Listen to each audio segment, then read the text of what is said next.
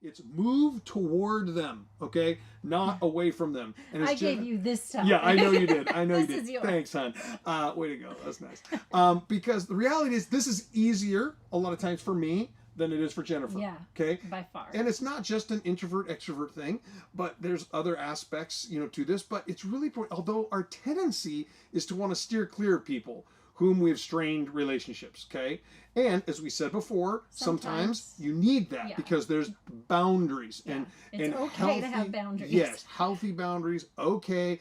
Do not hear us saying, well, you shouldn't have boundaries. You just love it. No, we've already talked about that a few minutes ago, and we just reiterated here. So true.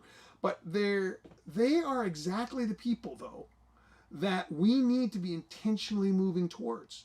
Now, finding ways to engage them in conversation, meet them for coffee, send them a text.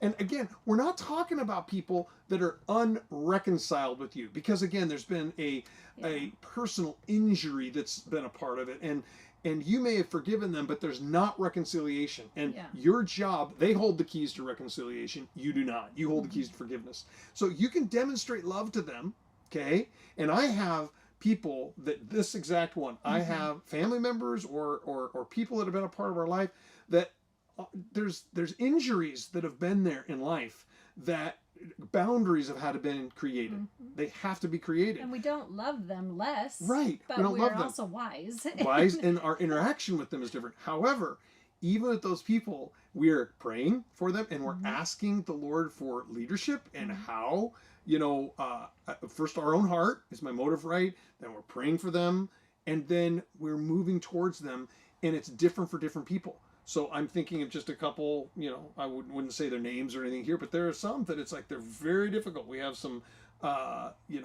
individuals of our life that are always going to be a part of our life, but there's some very painful and unreconciled things. And I know many of you have probably had that in family or in past relationships, but the reality is we've been able to love and ask the Lord, and He's given us ways, creative ways, to be able to press into them and love them, even though it doesn't have to be ignored, like accepting all the bad behavior and accepting, past indiscretions and all that. Oh, everything's fine. It's not the same thing. But